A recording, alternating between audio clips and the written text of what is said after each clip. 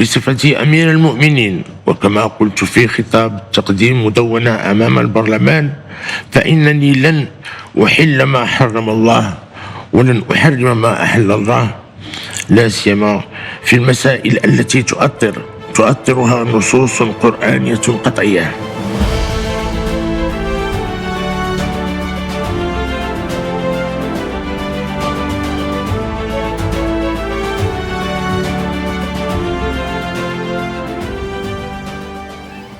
أصدر العاهل المغربي الملك محمد السادس الجمعة توجيهاته للمجلس العلمي الأعلى لدراسة المسائل الواردة في بعض مقترحات هيئة مراجعة مدونة الأسرة وإصدار فتوى بشأنها، في خطوة تهدف إلى توسيع التشاور بشأن الجوانب الدينية المتعلقة بتعديل المدونة. وبحسب بيان صادر عن الديوان الملكي، فقد دعا العاهل المغربي المجلس العلمي الأعلى وهو يفتي فيما هو معروض عليه من مقترحات استحضار مضامين الرسالة الملكية السامية الموجهة إلى السيد رئيس الحكومة، الداعية إلى اعتماد فضائل الاعتدال والاجتهاد المنفتح البناء في ظل الضوابط التي طالما عبر عن جلالته من عدم السماح بتحليل حرام ولا بتحريم حلال. ويقول مراقبون أن هذه التوجيهات تعكس حرص العاهل المغربي على توسيع المسار التشاوري بخصوص مراجعة أحكام مدونة الأسرة بما يستجيب لانتظارات المغاربة، كما تكرس احترامه لعمل المؤسسات الدستورية الوطنية عبر إشراك مؤسسة المجلس العلمي الأعلى في النظر في بعض المقترحات التي لها ارتباط بنصوص دينية تتعلق بقضايا الأسرة. ويرى هؤلاء المراقبون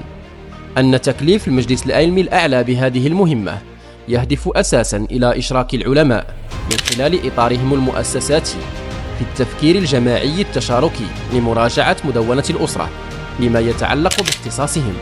فمدونة الأسرة وإن أدرجها الدستور ضمن مجال التشريع فإن لها خصوصية مقارنة بالقوانين الأخرى،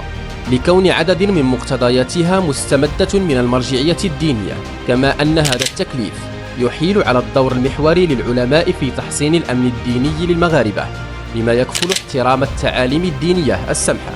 مع مواكبة التطورات المجتمعية. وقد سبق للمجلس العلمي الأعلى أن اطلع بمهام وتكليفات مماثلة، مثل فتوى خطة العدالة بالنسبة إلى النساء، وفتوى إغلاق المساجد مؤقتا بسبب تداعيات جائحة كوفيد-19، وفتوى استعمال القلم الهندي لأغراض طبية وعلاجية وصناعية وغيرها أيضا. التوجيهات الملكية تبرز أهمية فتح باب الاجتهاد في القضايا المستجدة المرتبطة بأحوال الأسرة المغربية وفق مقاصد الشريعة وفضائل الاعتدال والاجتهاد أيضا. ومن شأن استصدار هذه الفتوى من الجهة الرسمية المكلفة بالإفتاء المشكلة من خيرة العلماء المغاربة أن يضع حدا للتأويلات الدينية الفردية التي لا تراعي الواقع الاجتماعي ومتطلبات العصر، ولا تستحضر التفسير المقاصدي للنصوص الدينية وتعليل الأحكام وتغييرها بتغيير المكان والأزمنة والأحوال أيضا. وكانت أحزاب وجمعيات خاصة ذات المرجعية الدينية قد حاولت التشويش على عمل اللجنة المكلفة بتعديل مدونة الأسرة،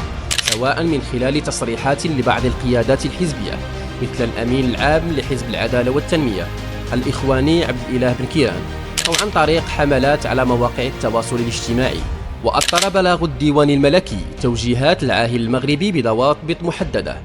عبر تذكير المجلس العلمي الأعلى بالسند المعتمد في الفتوى، وهو مبادئ وأحكام الدين الإسلامي الحنيف ومقاصده السمحة، وكذلك بمنطوق الرسالة الملكية الموجهة إلى رئيس الحكومة، والتي شدد فيها الملك محمد السادس على اعتماد فضائل الاعتدال والاجتهاد المنفتح البناء أيضا. وتساير توجيهات الملك محمد السادس القوى الاقتراحية والمطالب الاجتماعية المعبر عنها وفق توفيقات تجديدية تستحضر مصلحة الأسرة واستقرار العلاقات الزوجية. وكان الملك محمد السادس قد وجه في سبتمبر الماضي بإعادة النظر في مدونة الأسرة بعد سنوات من مطالبة جمعيات نسوية بإدخال إصلاحات عليها. وأنهت اللجنة المكلفة بمراجعة مدونة الأسرة مهمتها قبل شهر، حيث سلمت المقترحات النهائية لرئيس الحكومة عزيز أخنوش نهاية مارس الماضي. وأخيرا، لا يسعنا سوى القول أن حقوق الرجل ما زالت محفوظة، ولن تتمكن الجمعيات النسوية التي تريد تدمير الأسرة من تحقيق أهدافها في ظل التوجيهات الملكية السامية التي تقدس دور الأسرة والحفاظ عليها من الضياع. وأخيرا أشكركم الشكر الجزيل على حسن تتبعكم، وإلى اللقاء إن شاء الله في الوثائقي القادم.